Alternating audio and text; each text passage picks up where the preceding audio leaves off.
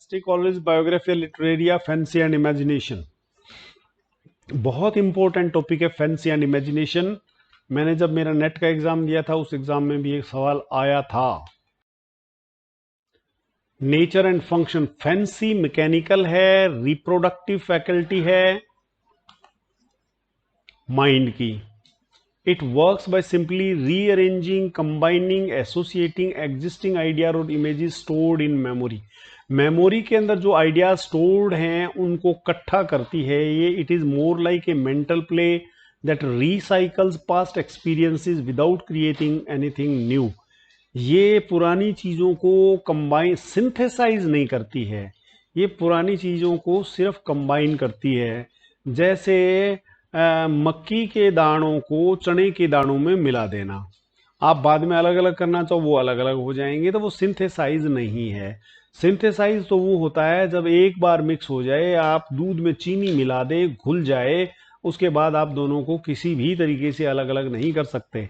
Imagination वो चीज है जो दूध में चीनी मिलाती है, फैंसी वो चीज है जो चने के दानों में मक्की के दाने मिलाती है।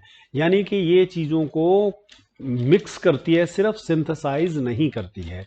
Imagination is a creative, active, transformative power. Creative power है वो मैकेनिकल पावर है, वो रिप्रोडक्टिव पावर है ये एक्टिव एंड ट्रांसफॉर्मेटिव पावर है। It can construct new ideas, fancy new ideas पैदा नहीं कर सकती।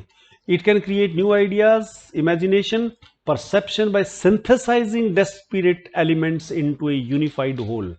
जैसे वो जॉन डन वाला एग्जाम्पल था, तो उसमें दो चीजों को, कंपस को और रिलेशनशिप ऑफ लवर्स को, वो पूरा सिंथेसाइज करने की कोशिश करता है।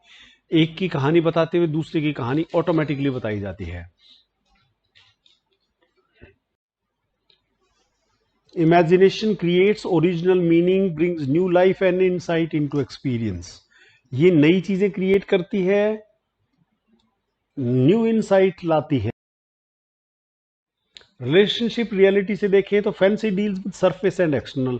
जो क्रिएटिव ही नहीं है, जो मैकेनिकल है, तो सरफेस और एक्सटर्नली देखेगा। It works with appearances and images without deeper insight और मीनिंग।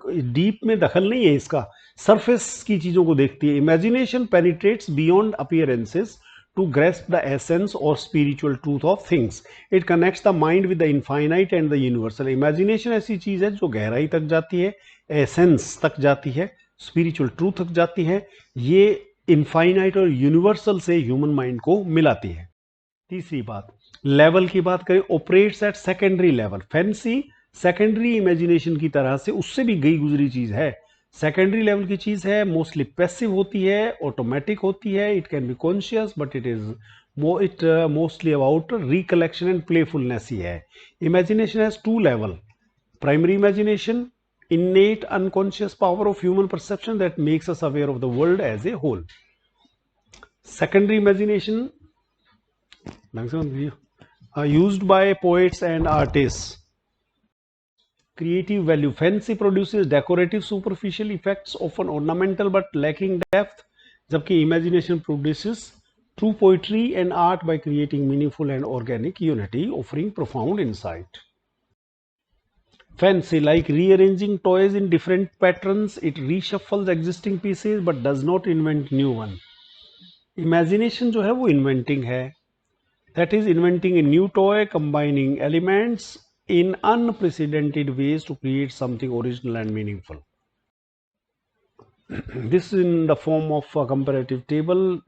नेचर की बात करें तो फैंसी मैकेनिकल रिप्रोडक्टिव है, इमेजिनेशन क्रिएटिव ट्रांसफॉर्मेटिव है। फंक्शन की बात करें तो fancy rearranges existing ideas, imagination creates new ideas and meaning. Depth की बात करें वो सरफेस लेवल का है, ये डीप लेवल का है। कॉन्शियसनेस की बात करें तो फैंसी मोस्टली पैसिव होती है, इमेजिनेशन एक्टिव होती है, फैंसी ऑटोमेटिक होती है, और इमेजिनेशन कॉन्शियस और आर्टिस्टिक पावर है। अपनी इमेजिनेशन जानबूझ के इमेजिन करना पड़ता है और उसको अप्लाई करना पड़ता है माइंड पर। Role of art produces ornamentation. Role की बात करें तो imagination produces true poetry and art, ornamentation मात्र नहीं करती है।